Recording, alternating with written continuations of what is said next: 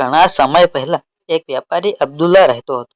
એ બહુ શ્રીમંત હતો, પણ તે ખૂબ લોભી હતો. એક દિવસ તેણે તેના 40 ઊંટને મોંઘા મસાલાથી લોડ કર્યા અરેબિયાના દૂરના શહેરમાં વેચવા માટે. તેણે ત્યાંનો બધો જ મસાલો વેચી નાખ્યો. તે અટકી ગયો. પાછા ફરતી વખતે બપોરનું ભોજન કરવા માટે એક ધર્મશાળામાં ગયો. ત્યાં એક પવિત્ર વ્યક્તિ અબ્દુલ્લાને મળ્યો અને તેઓ ત્યારે મિત્રો બન્યા.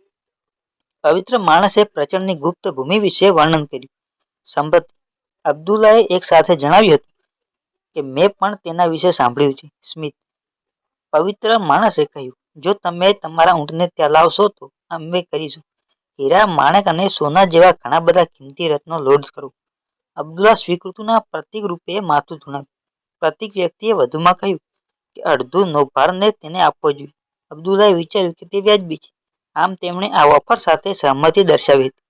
બંનેએ મુસાફરી કરી અને સંપૂર્ણપણે ઘેરાયેલી જમીન પર પહોંચ્યા. સુંદર પર્વતો દ્વારા.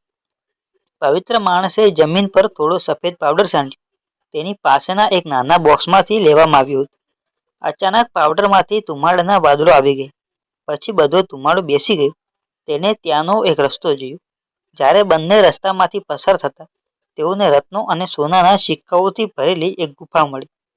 પવિત્ર વ્યક્તિએ અબ્દુલ્લાને અંદર આવવાનું કહ્યું. તે અંદર ગયો. ગુફામાં ત્યાં તેણે એક ખજાનો જોયો.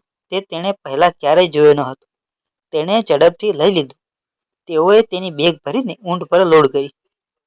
જ્યારે તેણે પૂર્ણ કર્યું બધા 40 ઊંટ લોડિંગ, પવિત્ર માણસે અબ્દુલ્લાને કહ્યું કે તેણે લેવું જોઈએ 20 ઊંટ તેના હિસ્સા તરીકે. તે સાંભળીને અબ્દુલ્લાએ પવિત્ર માણસને કહ્યું, તમે કેમ છો? આવી સંપત્તિની જરૂર હોય તો તમે ફક્ત 10 જ લઈ શકો. હું 30 લઈશ. પવિત્ર માણસ સ્મિત સાથે તે માટે સંમત થયો. થોડા સમય પછી લોભી અબ્દુલ્લાએ ફરીથી કહ્યું, 10 લોકો પણ એક પવિત્ર માણસ માટે બોજારૂપ હશે. તમારી જેમ, જેથી તમે ફક્ત 5 જ લઈ શકો છો. ફરીથી એ પવિત્ર માણસ સંમત થયો. પરંતુ અબ્દુલ્લાને સંતોષ થયો ન હતો તેની સાથે. તેથી તેણે 5 પણ તેને આપવાનું કહ્યું. પેલા પવિત્ર માણસે ડોકું ધુણાવ્યું. તેનું માથું સ્મિત સાથે. ત્યારે પણ અબ્દુલ્લાને સંતોષ ન થયો. તેથી તેણે ફરી તેને પૂછ્યું, જાદુઈ પાવડર પણ આપવા માટે, કારણ કે પવિત્ર માણસને હવે તેની જરૂર નથી. તે પછી જ પવિત્ર માણસે અબ્દુલ્લાને ચેતવણી આપી હતી કે જો પાવડરનો ઉપયોગ કરવામાં નહીં આવે તો તે જોખમનું કારણ પણ બની શકે છે.